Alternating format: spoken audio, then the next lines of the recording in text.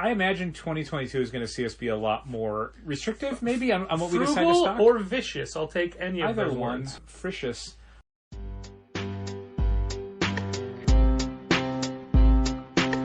Come on and visit for any occasion. Don't keep patting down waiting. Comics and conversation. Keep the conversation moving along. Keep reading comics, keep your local store strong. If it's hard, then it's a job for the challengers. Comics and conversation, y'all. From Challengers Comics and Conversation in Chicago, this is Contest of Challengers, a comics industry business podcast with Patrick Brower and W. Dal Bush. Dal, welcome to episode number 5. I had to look. You did. I had to look. I have a whole bit in my head for it, and I still had to look. I'm like, what is it?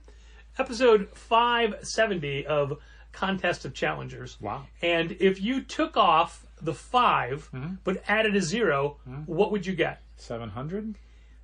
Our good friend, and dare I say, podcast inspiration, James Van Osdol, just hit episode 700 Wow. of his Car Con Carne podcast. Congrats, JVO. Everyone knows James because he's the lead in and lead out voice on this podcast. James and I go way back to all sorts of ridiculous endeavors, including another podcast called Stun, way back in the early, mid-aughts, late aughts, mid to late aughts, something like that, Okay. which was a comics interview podcast. Oh, At the time, there was like 2 or 3 of those. sure. Yeah, it was a lot of fun. Neat. But now he does Car Con Carne. And even though he started way after us, during the pandemic, he went to daily. So he's going to lap us before you know it. He is now That's amazing. 130 episodes past us. Wow. And we've been doing this since 2009. Wow. So James, congratulations. Congrats, JVO. And even his episode 700 was a 3-parter. Oof. That guy. Good for him. Yeah, It's for amazing. sure. 700 episodes. I wonder if we'll make it to 571. Time will tell. Tune in next week Uh-huh. if there is. No, it's fine. It's fine. Of course it is. It's fine. I started to switch into a little British comedian Tom Allen there for a second. That's why I kept saying it's fine, but Got it. it's a specific bit. And because we started recording, both of us immediately have to yawn repeatedly. Yeah. It is how this podcast works. I just find this real boring. This is real boring.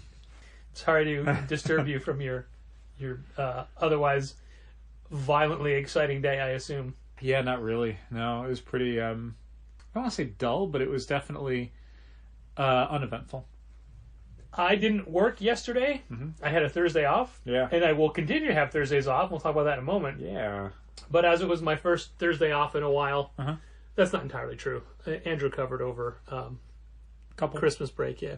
But anyway, I took that opportunity to do nothing. Yeah. Like I nothing. I did a bunch of store work Sure. Thursday, which is why today I specifically was like, I'm not going to touch like non-emergency store stuff until after the podcast. Like there's a window after the podcast. Like after I'll have dinner after the podcast, and then after dinner there'll be a little bit of time before Rampage. AEW Rampage. That's where I'll do some store work so that I'm not just randomly working on a bunch of stuff on my Friday as well. Sure. Now, when I say I did nothing yesterday, I still did the normal accounting tasks. Sure. And gathered some tax documents, but minor Right. things, not like, an 8-hour workday. Yeah, no, same here. I wrote up an email that's going to go out to subscribers on Saturday about the new catalog, recommendations and stuff. I did a bunch of reorders, followed up on some stuff that Molly Jane had brought up from Thursday. Yeah, a bunch of stuff like that. Speaking of things Molly Jane brought up on Thursday, last night at 5:54, we got a web order Okay. for a copy of Mouse. Yes. Hardcover copy of Mouse. Sure. So I get in today, Uh-huh. and I know that it's there Right. because I'd seen it with my eyeballs. Sure. So I go over to the drama section, get a copy of Mouse. Uh-huh. We have several. How many do you have left? 3. Okay. Get the pack material, Uh-huh. bring it up to the front counter, Uh-huh. put it on the front counter, realize, I guess mail hasn't gone out yet. There's still this outgoing mail, and here's a package for the same person. What? Already packed up. The mouse book? The Mouse book that was ordered last night, roughly an hour after we closed, Oh, wow. was already packed up to be sent out. Well, I think that's a friend of MJ's, so maybe she had said, like, do you guys have this? And MJ went, yes. And she ordered it online, and in the meantime, MJ packed it up. Or MJ was there an hour late. Just there an hour late. Perhaps she was going. That's possible, too. Perhaps she was going to a movie or something. Oh, maybe. That's a good point. I'm like, what? Why the... So that's why we have 3 copies of Mouse left, because mine went right back on the shelf. Okay, cool. I was wondering if we should reorder some tonight. If we'd only had, like, 1 or so, I would have been like, man, we should probably get a few copies, because more people are going to be interested in it. My mom, who I talked to today, wants a copy of Mouse now. Wow. And PRH had sent out that email basically saying, like, hey, we have this in stock, and more people are going to want it because it's making the news. Here's what kind of blows my mind a little bit about, and we'll get to the situation as well, because it's way too stupid to not talk about. So dumb.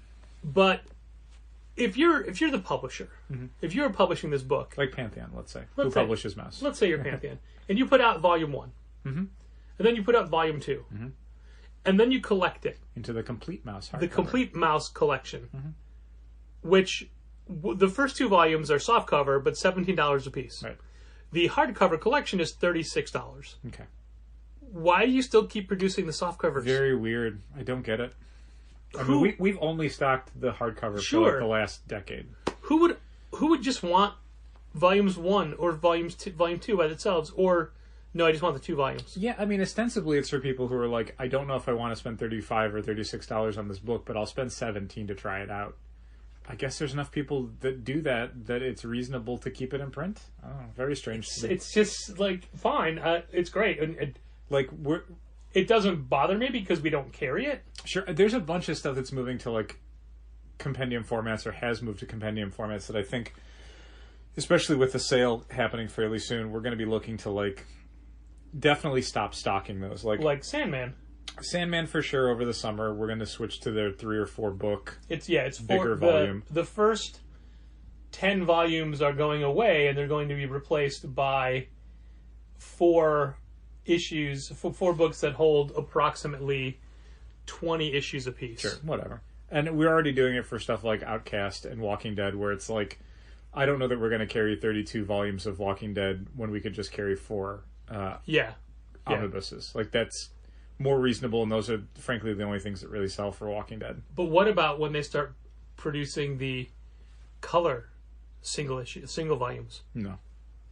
By request, but, I mean, we don't even carry the single issues for the shelf anymore. Not anymore, yeah. There's, 6 or 7 subscribers that want them, and we'll carry those. But the collections and the rack copies for the single issues, no. Compendiums versus, what would you call the other ones? Trade paperbacks? Trades, okay. That's a good one. Thanks. Sure. Happy to do it. So the reason we're talking about Mouse, just in case you haven't heard about it, let me back up. So the book Mouse is an autobiographic tale about the Holocaust. Let me back up one more time. The Holocaust was... World War II. That was a little... oh man, if I can remember the quote about Dave and Alex talking about the Civil War, I would put it in right there. Making everybody dumber. Good stuff. So, Mouse is the only Pulitzer Prize winning graphic novel ever. To date. Yeah, so far. And it is an autobiographical Word tale. hasn't gotten back yet on Devil's Reign, so you know. True. I keep saying autobiographical. Things it's could a change. biographical tale because it's by Art Spiegelman, and it's about his parents and their experiences during the Holocaust. And the Jewish people are portrayed as mice, and the Germans are portrayed as cats. And that's why it's called Mouse. It is M-A-U-S, which is mouse in German, i.e. deflator mouse from The Tick. Hell of a segue, but yes. Sure. Well, it's only a segue if we keep Speaking of comics. Speaking of The Tick, Gravity is a harsh mistress. Not many times that The Tick and Art Spiegelman's Mouse get brought up in the same description, but okay. So the Mouse is, again, won a Pulitzer Prize. It is a it's one man's tale of his parents' life. Yeah. Okay? Fine. Like, this is a true story about things that actually happened. Yes. It's not like we're talking about the moon landing here. We're talking about the Holocaust, which is real. There is a school board in, I forget now, Mississippi? Tennessee. Does it even matter anymore? Not really. That unanimously voted to take mouse out of their school curriculum because it was 10-0. The 10 people voted. 10, from what it sounded like, 10 middle-class white men voted to not have mouse available in their school, specifically because they used the word damn, and in a very small panel in which Art Spiegelman's mother had committed suicide by slashing her wrists. Should I have done a trigger warning before I did that? Maybe a content warning. But Sorry. we're moving on. It's Sorry. fine. It's fine. There's an overhead view where you're looking at her in the tub, and there's like a dot for a nipple. I mean, the morality. How dare they? Yeah. They use the word damn, Yeah. and there's flagrant nudity. Yeah. Warping children's minds. Yeah, it's ridiculous, the books that get banned by school boards all across the country. And like you said, I mean, it's Tennessee, but does it matter where it is? No. Some other place will pick some other book and it'll be equally stupid. Yeah, the mouse thing's pretty dumb. I saw an interview with Art Spiegelman on a news program, Okay. but what I couldn't stop fixating on, and fixating is the exact right word, was he was constantly vaping during the interview. Oh, golly. And like really like getting right up into the camera. At first I thought he was chewing on a pencil, but it's like, nope, and then smoke Weird. comes out. And like, okay, guy, you're All right. not like you're not on screen for like 5 minutes at a time. You can't not do that while you're on camera. It's weird. I don't know. Yeah, so mouse is, dare I say, a national treasure. It's definitely a high mark for the comics medium. It shows what comics can be. Sure. And the reach they can have, and the power that they have as well. Sure. And this school board is banning it, and all the parents were they couldn't say the word damn. Like, I would never say the word damn, and I apologize for using it now in this context.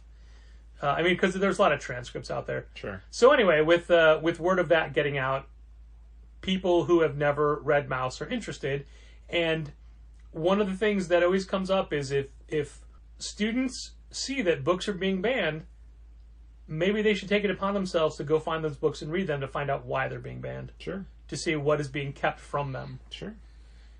No book has ever been banned from a school curriculum for the right reasons, because there are no right reasons, because no school curriculum or library is going to have books.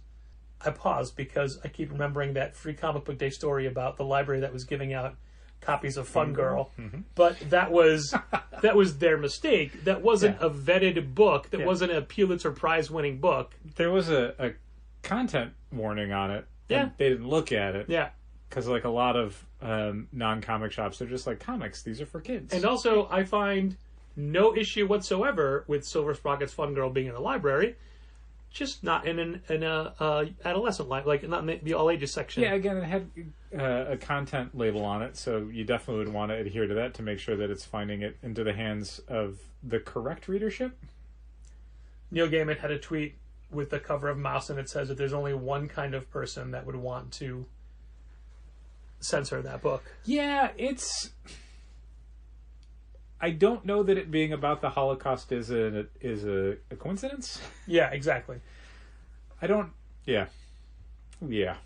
There was an incident. Incident's the wrong word, but there was a couple of things in British politics, and this is coming from British comedian Joe Lycett, the former Hugo Boss. Do you remember that story? Because No. you had to listen to it in the car a lot. Not really. Joe Lycett had a TV show. He's a comedian, but he's kind of like, and this is a really bad analogy, a British Michael Moore. Somebody who sees a lot of disparities in the system. Okay. And there was, and I forget the scenario, but there was somebody whose name was actually Hugo Boss who was doing something, and they were being sued by the Hugo Boss company, saying you can't use our name. So Joe Lycett legally changed his name to Hugo Boss. Okay. Because then they couldn't stop him. Mm-hmm. And it was a loophole in the way he did it. Okay. But so for like a full month of his life, he was legally Hugo Boss. Okay. And basically what he does is he kind of bullies corporations into changing policies, so he'll leave them alone. Sure. And he can be petulant when he wants to be. Okay. Like he'll go after companies that are doing wrong things. Okay. And he's not even he's not opposed to using himself as a scapegoat. Like there was an instance where, and again I forget this I'm getting it wrong, but he has his own TV show. Okay. Where he was arguing against people using a specific kind of plastic bottle for drinking. Sure. And then he did a talk show where he deliberately had that bottle. Okay. And then it took a while to lead the interviewer to it. But once the interviewer's like, wait, why do you have that bottle? He got up and stormed off the set furious. Mm-hmm. Only to bring more attention to the cause. Okay. Like nobody, like everybody, like being the whole like, Joe Lasset is a hypocrite. He's using this, got the story to spread further than he was doing it by himself by just saying, hey, don't use this. Sure, okay. So, like, yeah, so using, like, scapegoat, that's not right the word, but catalyst, I don't know. Sure. He was willing to look like an idiot. Okay. Or like a what's the word that someone doesn't do what they say? Hypocrite? Yeah, like a hypocrite. Mm-hmm. Thank you. Sure. And also a quick Joe Lasset sidebar. He recently was promoting his current tour, which had to be postponed because of COVID. Sure. With giant posters of James Acaster's face. Okay. And to make people say, why are you doing that? And then even James Acaster people like, we don't know anything about this. Huh. Okay. So then he's like, oh my God, I'm so sorry. It was an accident. There was a mix-up. No, I'm sorry. He didn't do that. He said, no, we just figured more people would want to see James Acaster than want to see me, so we put my face on it. But don't worry. We've talked it out with James Acaster's people. We are not going to play Kettering, which is where James is from. Okay. And we've the corrected poster. And the poster featured Claire Balding, who is like a famous British newscaster. Okay. Yeah, so, I mean, things like that. Anyway, this week Joe had done a couple of little pranks that, in written form, that made it up to Parliament. Wow, okay. And people thought they were legitimate leaks, and he used a couple of off phrases, like instead of saying Downing Street, he called it Down It Street, like they're trying to push down the people or something. Okay. And so all of that made national headlines, and today he put a thing out, like he's like, I'm a comedian. Mm-hmm. I'm not even a political comedian. Mm-hmm. Like, I will point out things I don't like, but I don't like the Tories. I don't vote for them, but I don't talk about it most of the time. Sure. It's just that the people in power now, all they care about, and here's how we're tying this back together. Got it.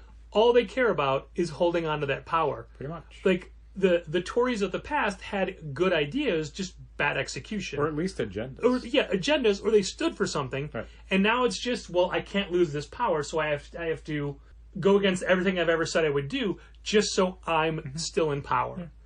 Yeah. And, you know, that, and I'm going to call that out, and people should call that out, and that's wrong. You're here to help people. Right. And I didn't think anything would go anywhere near this far, and it may have hurt some people, and it definitely caused literal chaos, not my words, but what was used, in the government this week. So if anybody thinks that I'm proud of that, fuck yes, I'm proud of that. Yeah. But the whole point of that story was just that it's not about... Man, how many times... People suck. They're not great. Social media doesn't help it. I avoid it like the plague. And just don't... There's way too many things I want to scream, like, if you don't like something, you don't have to tell the world you don't like it. Sure. If you are offended by Mouse, don't read it. Yeah. Let somebody else get what came out.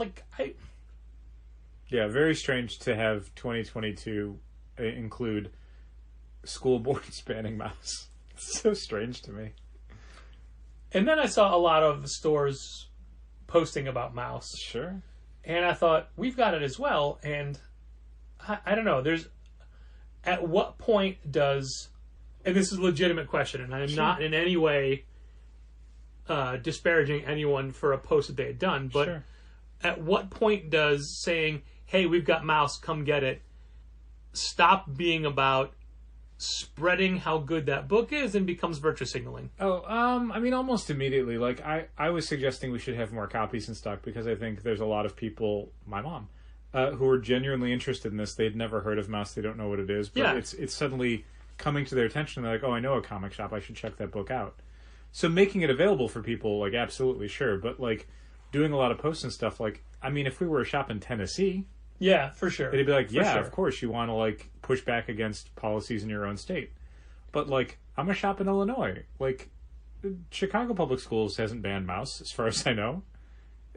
Me promoting it is just, yeah, I don't. We'll promote it as much as we've ever promoted. Yeah, it. it's nothing that I feel like we need to do, like, a bunch of social media blasts to, like, you know, spread the good word of Mouse or whatever. We have it. It's available for purchase. If people ask if they should read it, my recommendation would be yes. It won a Pulitzer Prize. Yeah. Yeah, I don't know that it's the sort of thing that we as a store need to, you know, get in front of or whatever. Like, if you want to show off your signed and sketched in copy of Mouse, fine. I'm all for that. That's great. I mean, if anybody personally wants to promote Mouse, like, Yeah. like if you, Patrick, as a comics reader, wanted to, you know, go on Instagram and go, oh my God, Mouse meant so much to me and I love it and here's my copy. Sure, but like stores doing it? But that's just it. My Instagram account is the store account, so it would still be a store post. Oh, yeah, I mean, I think that's a different thing, though. Yeah. You've done personal posts on the store account before. It's a different thing. Yeah, it definitely will continue to. Yeah, sure. But yeah, doing one like at the store where it's like, you know, every Challenger's employee holding a copy of Mouse in solidarity is like, I don't know that that's necessary. Sure.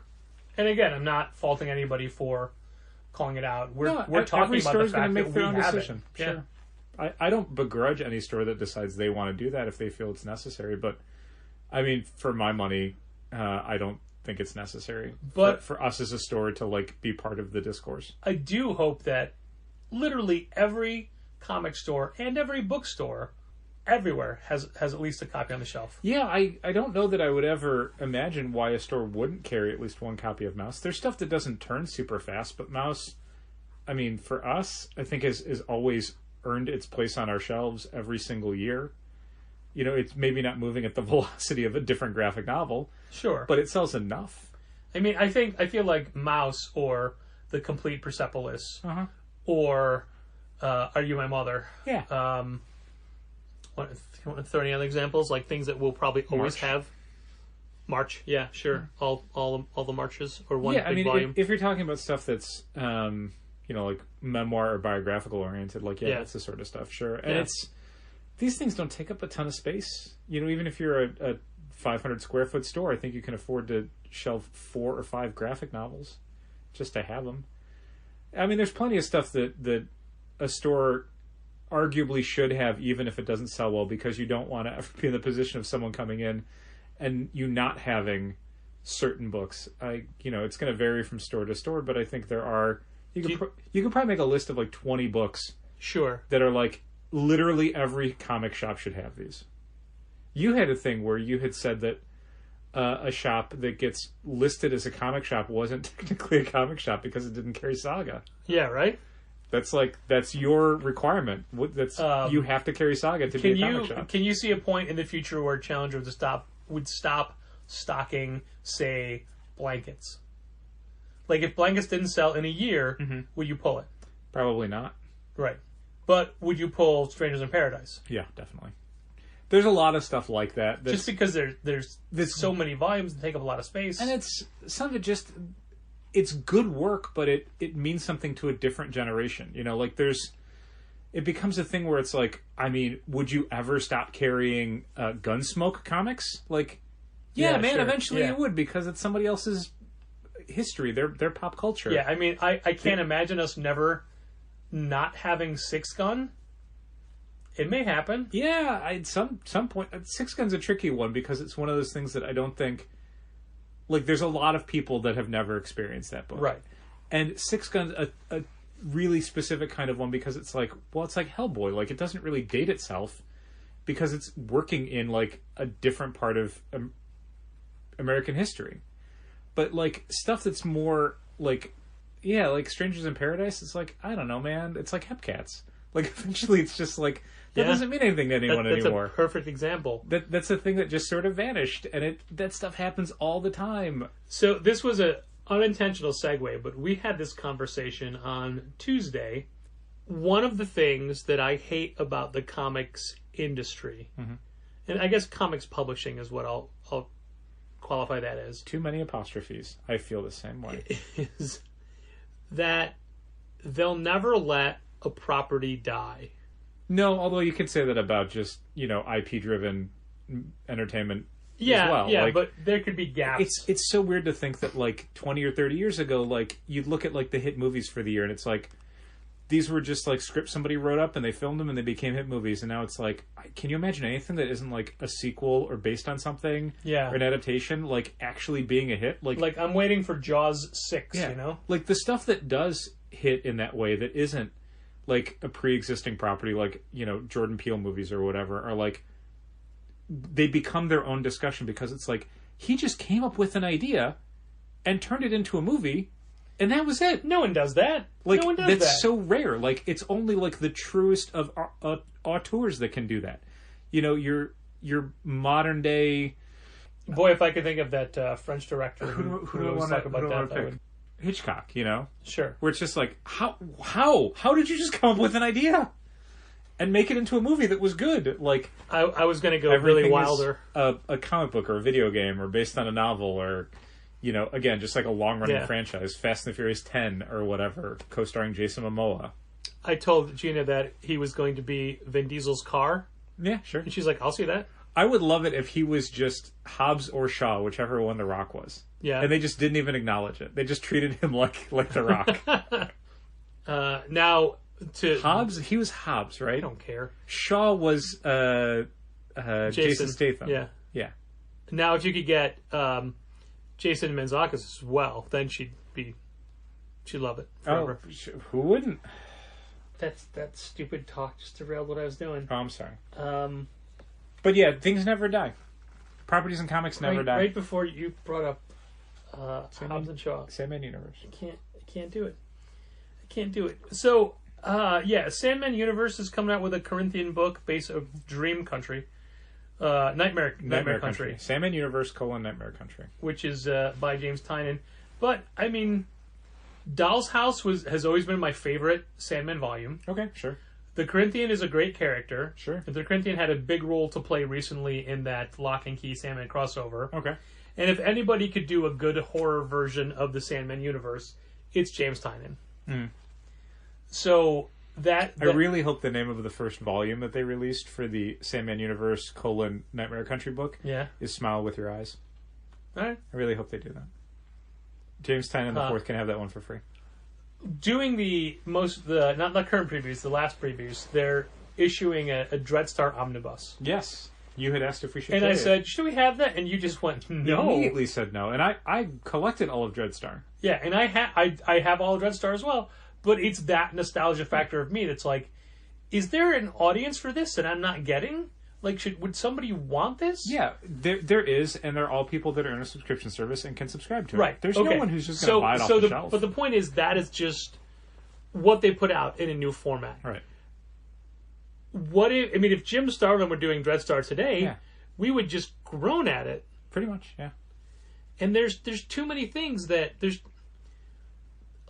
licensed comics have never really sold well for us, give or take. But now when you look at... You exclude, like, a Star Wars. Yeah. And yeah, generally they don't sell. Then you look at IDW losing Transformers and G.I. Joe. Yeah. But they're not... They're still going to be comics. They're going to move over to Skybound, allegedly. And then the sales on those will immediately go up. Yeah. We talked about this last week. Or we talked about... I can never remember what we talk about by ourselves. Sure. Here's the thing, listener. Dal and I are always talking about stuff like this. We're just not always recording it. True. Yeah. If the podcast was just stuff that we talked about all week long, it'd be like, I don't know, 26 hours. Probably, yeah. Transformers and G.I. Joe are properties that always have a lot of potential, but people's interest in them is not necessarily infinite. There will be new Transformer and G.I. Joe #1s, probably from Skybound. They'll get a lot of publicity. They might have really solid creative teams from the comics industry. and they'll sell great for the first issues. The last iteration of Transformers that had a new #1 sold great. The Brian Ruckley stuff. And then the iteration prior to that, the James Roberts stuff also sold great to start with. And then before that, when Simon Furman restarted it for IDW with Infiltration, that sold great. So, like, these starting points always sell great and will always sell great because there's always enough, like, nostalgia and just general, like, pop culture familiarity to get people to give it a shot. But then after about 3 or 4 issues, they're like, oh, I don't care that much about the Transformers or G.I. Joe or what have you. Like, that's the problem with all of these licensed comics for us, is that they're great out of the gate, and then by the end of the first arc, it's like club only. I think I've come up with the next big IDW property crossover, because they've done, like, Transformers Ghostbusters. Mm-hmm. They've done Transformers Back to the Future. Back to the Future, right. Currently, there's going to be the Godzilla Power Rangers. What about... And they've done Transformers My Little Pony. Right. What about Godzilla My Little Pony? That would be great. I think that would sell really well, I'll work on it. Because IDW does younger readers' Godzilla books, so there's really no reason they couldn't do something tonally appropriate for the My Little Pony fandom. They just don't do younger reader Marvel books anymore. Mm-hmm. By their own choice. That's the part that I thought was great. They're like, nah, it's not worth the hassle. Which, we talked about that not on the podcast a little bit, and it's... The tiny digests sell great for us. The comics themselves kind of stopped selling. We were single digits on those, and they weren't really turning that fast. We were still selling, like, up to 10 of Spider-Man. Was 3 or 4 of the others. Up to, but when it was ending, it was less than 10. Right, but I mean, still more than I order for a lot of non-kids indie books. Okay. Years and years ago, we had a rule that if we're not carrying 5 copies of a book for the shelf, it's not worth carrying. And today, because there's roughly 3 times as many comics coming out per month as there was at that time period, and that's not a joke. We now carry so many just 1s and 2s, and I hate it. And I hate how much space we devote to a book that once you take away club numbers, right, it's like, man, we were consistently selling 2 a month. Is it worth it? Is it worth the time ordering, unpacking, sorting, shelving for 1 or 2 copies? Yeah. For something that makes us, on average, $4 a month. If it's monthly. Yeah, if it's monthly. Yeah. Yeah, I imagine 2022 is going to see us be a lot more restrictive, maybe, on what we decide to stock. Frugal or vicious. I'll take any of those ones. Fricious on our ordering for most publishers. I mean, even for as many Marvel and DC books as I think we're getting behind and getting excited about and ordering a bunch of copies, there's an equal, if not greater number that we're probably going to be looking at and going, no, it's not worth it to carry it, Yeah. Do we need to carry Echo Phoenix Song #5 or whatever? Do we need to carry the final issues of... God, I'm trying to think of a DC book that's super dire. Blue and Gold. Blue and Gold, maybe. Or just like, yeah. DC has no faith in the book when they don't do a second cover. Mm-hmm. Currently, Blue and Gold, 1-Star Squadron. Oh, yeah.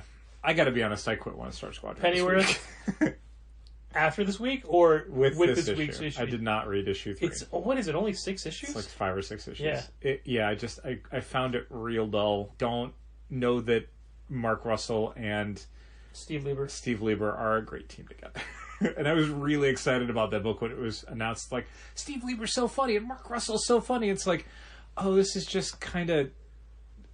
It's just more weird, like, depressing superhero satire. It's depressing more than anything else. That's cool. It's meant to be depressing, so it's okay to call it depressing, but... It doesn't feel any different than the stuff that Mark Russell would do for Ahoy. It doesn't feel like it's using the characters well at all. Yeah. Like, none of them, beyond, like, the deep cuts of, like, oh, it's the Heckler, and oh, it's Gangbuster. Yeah, Robot. They don't feel like those characters at all. They just feel like... Yeah, they feel like they're all serving a purpose. They're not... Like parody versions of those characters. Yeah. Like, all right, great. So, yeah, 1-Star Squadron. Yeah, it didn't work for me.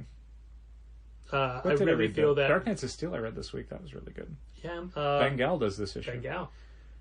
And it's the incredibly convoluted single-issue backstory for Bruce Wayne. Okay. It's incredibly convoluted. What are we going to do for the 1 to 3 reprint? Because there's several people that still need number 2 from us. Sure. I mean, I was just going to order like 10 or so. That's fine. And then they can decide off of that, like, do you want to rebuy 1 and 3? Because I can't remember how much it is. It's probably like $5 or $6 at least. Well, I know that we've got somebody who has a 3 on hold right now, and I might just be like, what? Just wait on that. Sorry. Just wait on that for a few weeks, because the FOC is today, and it's fine. Yeah. Yeah, I'll be doing those FOCs tomorrow night, probably.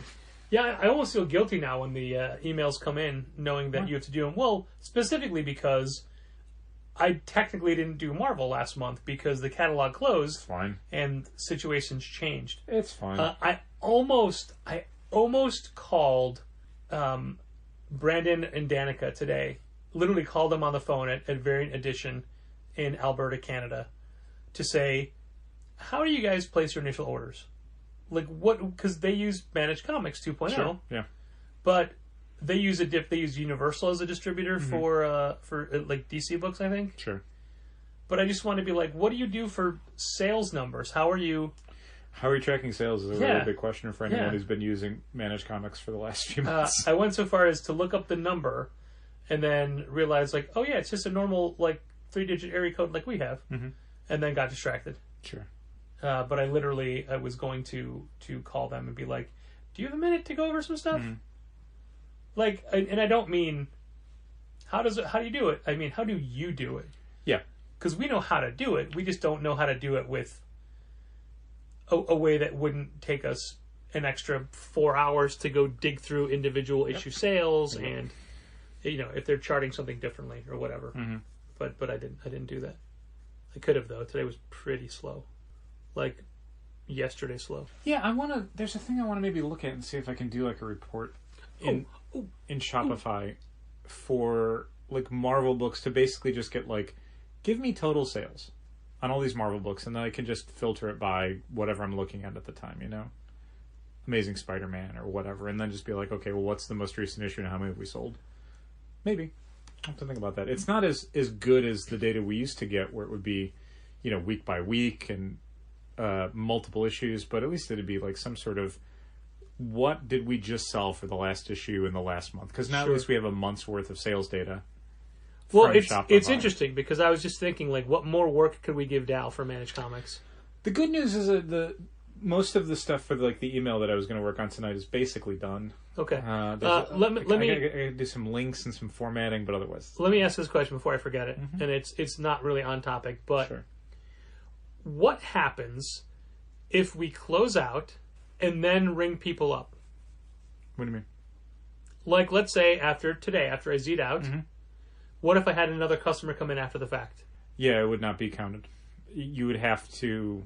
Because it resets at midnight, right? Yeah. Well, what you're looking at when you're doing your totals for the day is... Just that day. That 24-hour period. Yeah. Yeah. Like, that's why we switched to doing the website orders and stuff, the draft orders, as a weekly thing. Yeah. Because as a daily thing, they'd mostly come in overnight, and it's like, well, how do you track that?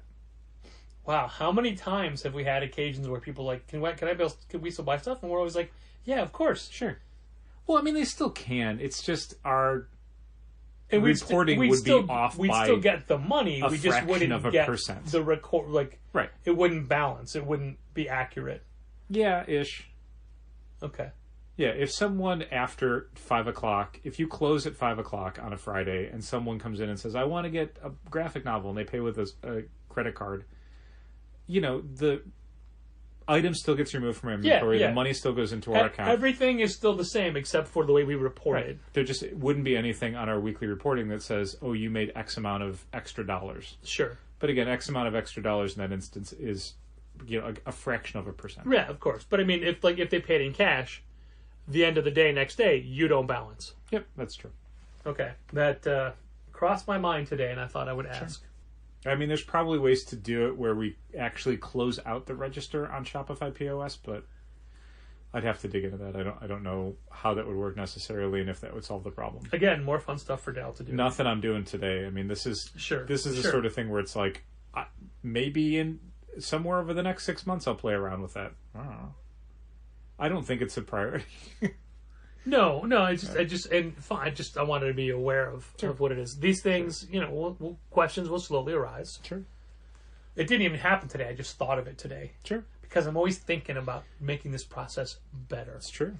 Hilariously, I wanted to tell people that this week, the man to my right, Dal Bush. That's me.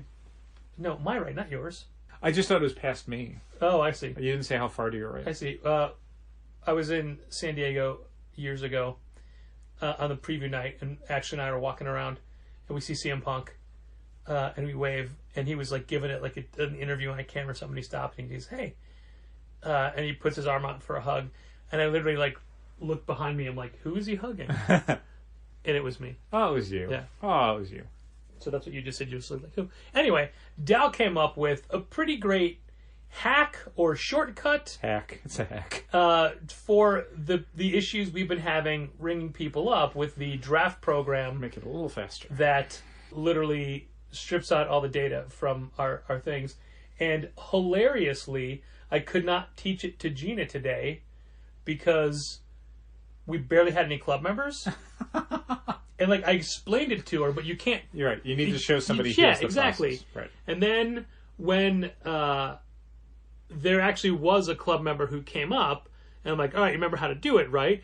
But she immediately sent the draft order in. I'm like, she's like, and then from there we delete it. I'm like, no, you delete it before you push that button. Yeah. The long and short of it, I don't want to get too technical with people. Too in the weeds with it. Who have not used Shopify POS or draft order to POS or manage comics to.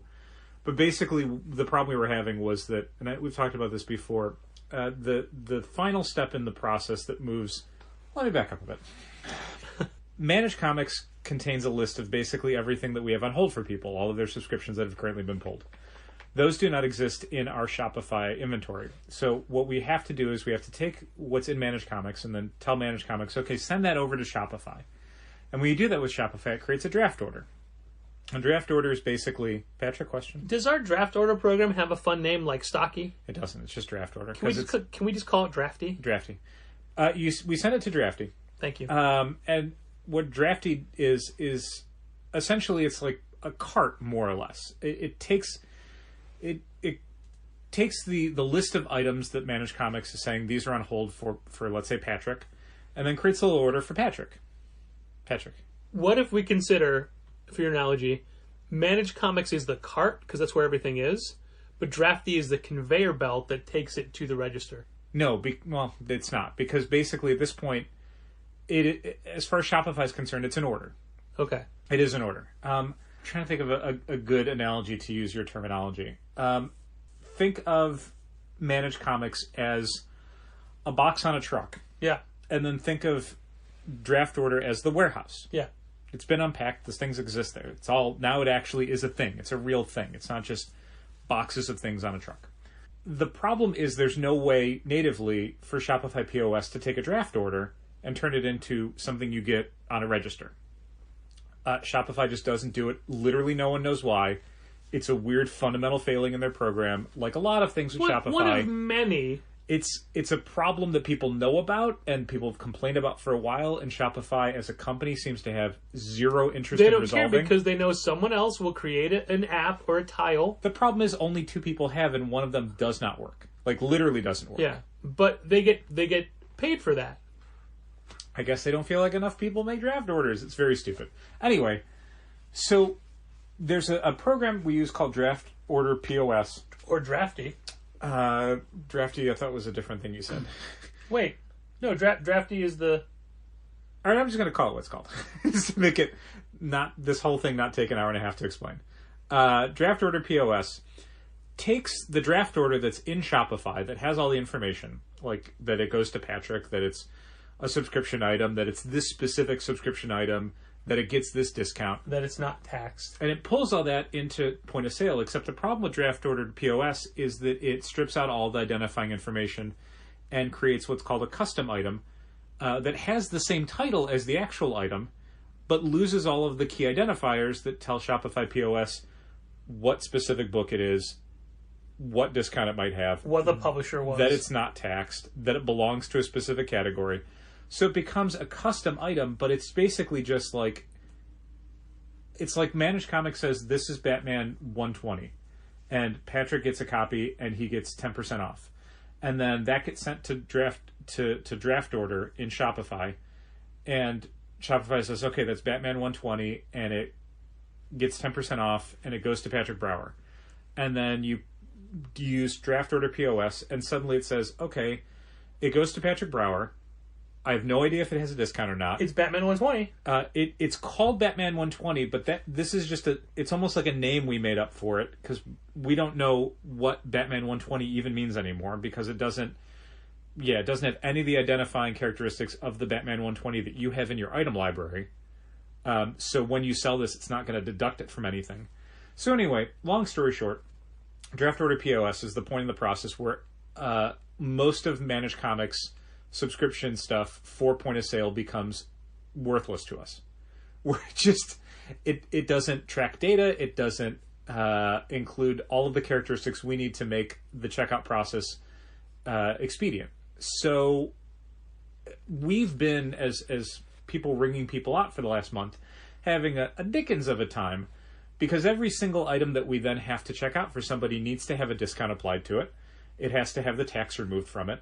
And at the end of the day, it's not telling us what we sold in any sense that's valuable to us. So we're doing all this extra work for something that is, at the end of the day, still pointless. So the thought was, if the data at the end of the day is pointless, that actually gives us a lot of flexibility on how we check people out. Yeah, if we're not keeping it as a record of individual sales, then it's meaningless. Right. Like, we're not technically selling you Batman 120. We're selling you a $3.99 comic book or a $4.99 comic book. So we can create items that have the tax taken off of them, that have discounts pre-applied to them. So Managed Comics becomes valuable for us in a back-end sense, where it's telling us what books to pull for you, but it becomes irrelevant in a point-of-sale sense, because the checkout process is less helpful, is disadvantageous to use.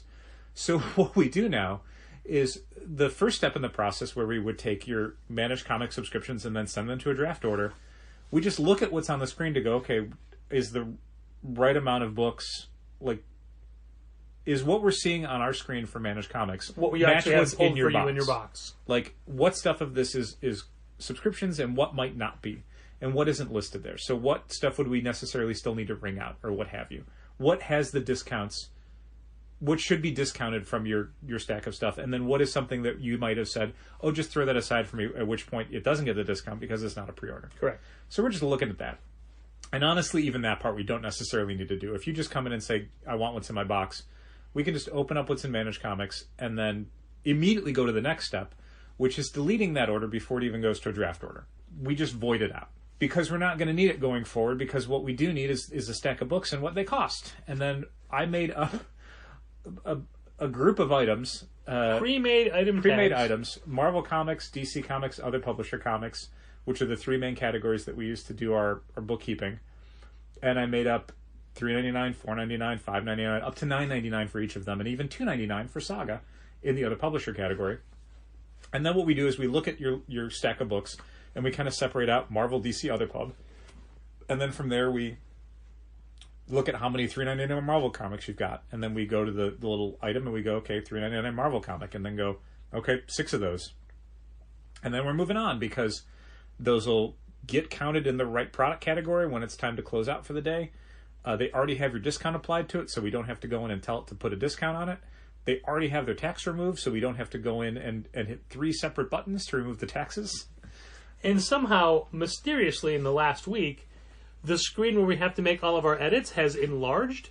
So the 3 different tax buttons we have to hit to turn tax off, the third one is now off screen, so you still have to use your finger to bring the screen up. Yeah. Which is just one more indignancy, one more step. Yep. One more thrown in front of us. Tiny inconvenience. And now Square changed their GD interface. They did. So there's an extra screen you have to get past for a total. Every time we have to go to transaction total, we have to hit the button twice, because the first one brings up review sale, and then the second one actually lets you ring people out. Yeah, so dumb. Fucking annoying.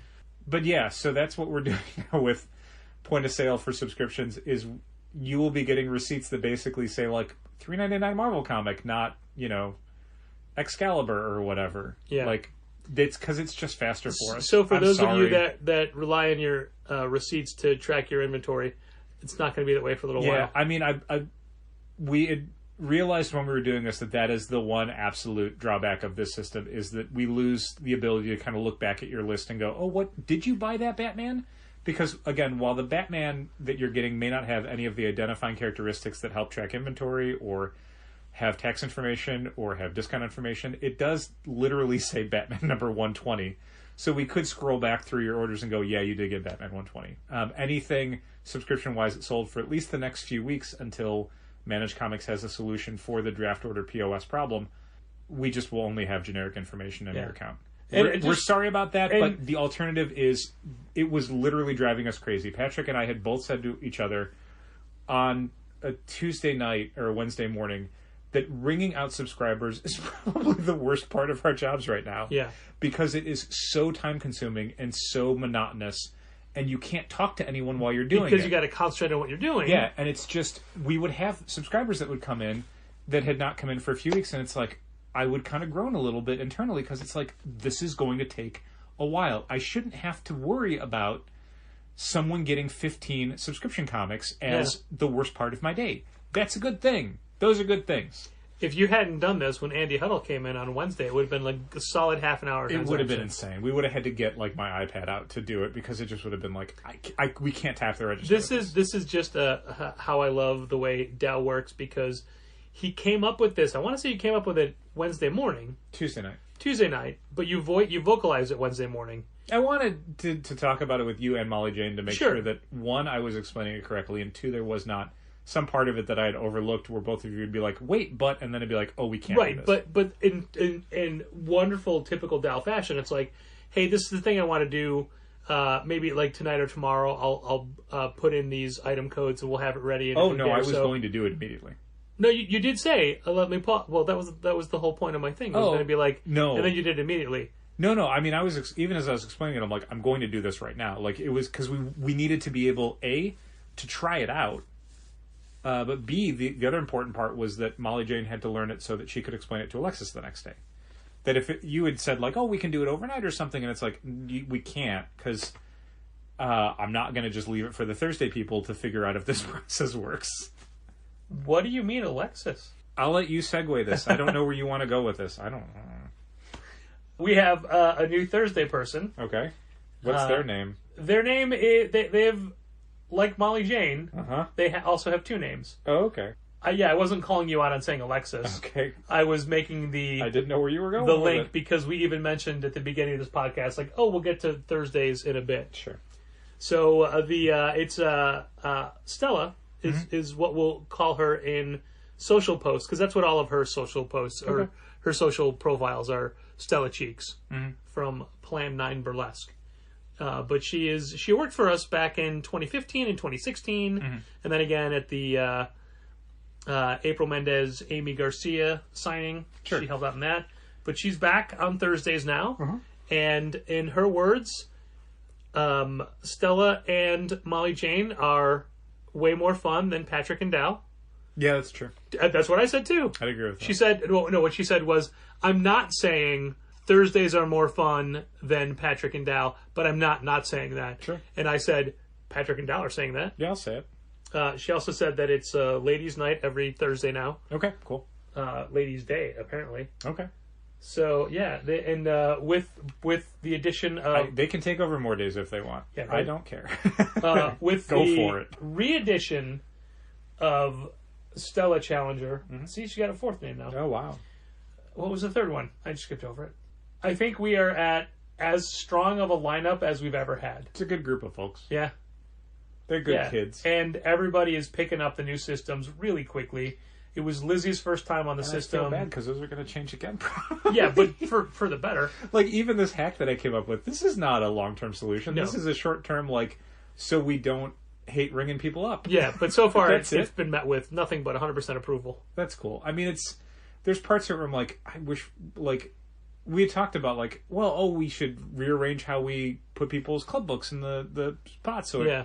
but it's like you kind of need them to be in order to check them off on the screen, but then you immediately need them to be in a different order to ring them out quicker. So even the check them out on the screen is like, I don't know, like could we eliminate that it's step? Not super fast, but it's way faster than it was. Yeah, I feel like it's faster, especially Nothing when you're beats ringing just people out. grabbing the gun.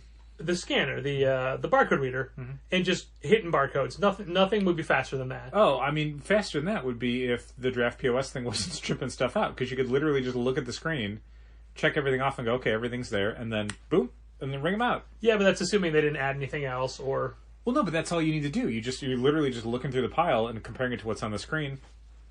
You hit a button and it all goes into the cart. But the problem is you do that and it's all broken now. Yeah. Yeah, that little things like that where it's like, God, this program works great, but it fundamentally breaks itself right at the last step. And it's like, how did that happen? And how did it happen in a way where even the person making it's like, I'm not fixing that. Like, it's worthless now. Like... And that's the better of the two programs because it actually does put something into the cart. Yep.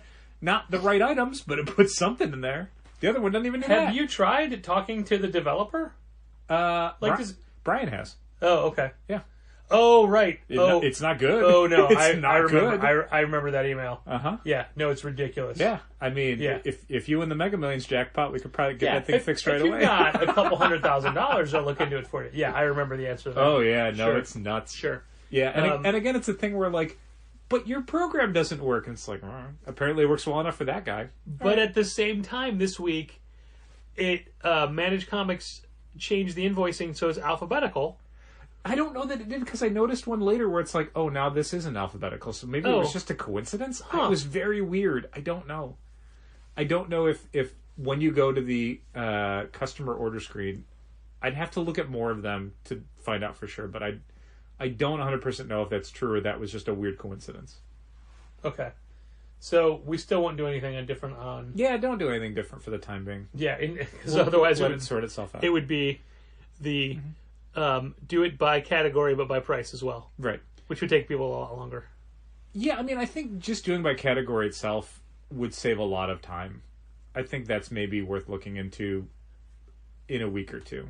Yeah, we'll see how long this is a thing. Yeah. I'll say this for Managed Comics. Once again, as always, for things that go wrong with Managed Comics, Brian is very attentive to them. Threw a bunch of weird errors at him this week, and he nailed on a bunch of them. Really, like, jumped on things where we were like, hey, this isn't working right. Not everything got finished to our satisfaction necessarily, but at least there was a very quick response from him. There wasn't just the kind of comics we'd think of like, we'll tell it to the programmers. Like, that doesn't help me. And he did introduce something that we'd asked about, which is the ability to... We talked about before how the first thing you do when you're bringing subscriptions into a transaction for somebody is you go to Managed Comics and you take that what's on hold in Managed Comics, and then you send that to Shopify as a draft order.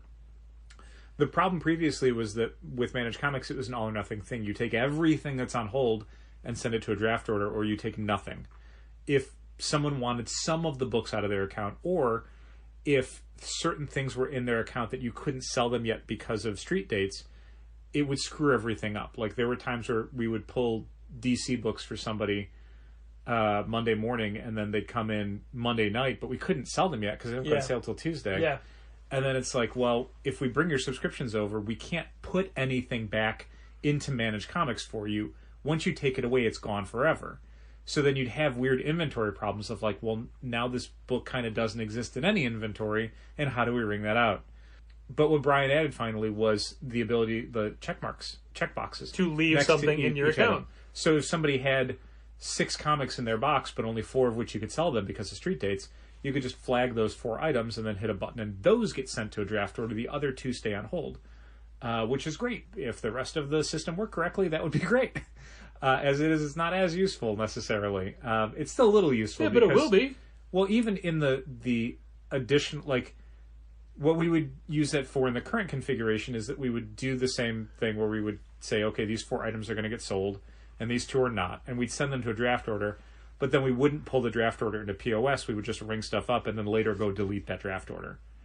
So it would essentially take those books out of someone's subscription, which we want, but we wouldn't ring them through the register. We'd do something else instead. The other thing he added, I think, this week is that and this will be in an email that will go out to people for me in a day, but for everyone else listening to this probably yesterday. The pulled order section actually looks right on Managed Comics now when you go into your customer account. Yeah. Like, it'll actually say, these are the books that have been pulled for you, which it was not doing 3 weeks ago. But it has been doing it, I think, for the last 2 weeks. So anything you've received and haven't picked up yet in the last week, it should say there. And unlike Pullbox, it actually knows what you've bought and what you haven't bought. So when you buy stuff, things will be removed from that list. So when you go to your My Subscriptions page on Managed Comics and you go to the Pulled Orders tab, it should say exactly what is currently on hold for you. When does that information get updated? I believe it's as soon as we pull stuff. So it doesn't necessarily mean you can come in and buy it, because again, street dates. Sure. But yeah, if you check it Tuesday night, it should be exactly what you've received for the week from all 3 vendors that we would get new books and subscription stuff from. I just want to point out that everything we were talking about with Drafty, none of that is a Managed Comics problem, because didn't have, that wasn't a feature that they were ever offering. Well, but they're building it. They're building their own draft order. Sure. I mean, functionality. To be clear, though, I mean, Managed Comics knew that was a necessity. Like, you literally can't move a draft order to point of sale without some program that's going to move it from a draft order to point of sale. The thing is, Managed Comics thought that the bolt-on $10 a month draft order to POS was a viable solution, and therefore, making a Managed Comics version was something they could do in 6 months or a year or whatever. They had a functioning system, it didn't need it. And then found out basically immediately from 5 stores that I think had joined at the end of 2021 that it did not work, and that they very quickly would need to create something that was replacing it. But creating something like that was not on this part of their roadmap, and figuring out how to do that was its own separate challenge. I also want to say that as someone who uses both the front end and the back end of Managed Comics, I think it is so easy to navigate. I enjoy using it way more than I did Pullbox.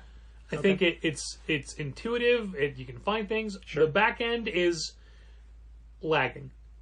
Yeah, it's and when I say lagging, I just mean it takes a tremendous amount of time to load customer orders for when you start typing for the titles to even appear on the screen. Yeah, I mean, we've talked before about how much the back end of Managed Comics, the part for stores, needs a lot of help as far as things like filters and ways to speed up the process. But also, I just feel like that every month it's going to get worse and worse, because there's thousands of new items being Well, that's what the filters are there for. Yeah. So instead of having to populate an entire screen of every single subscriber and every single book they're subscribed to, you would just populate one subscriber and what they're subscribed to. And when you have that smaller amount of information on the screen, everything is a lot faster.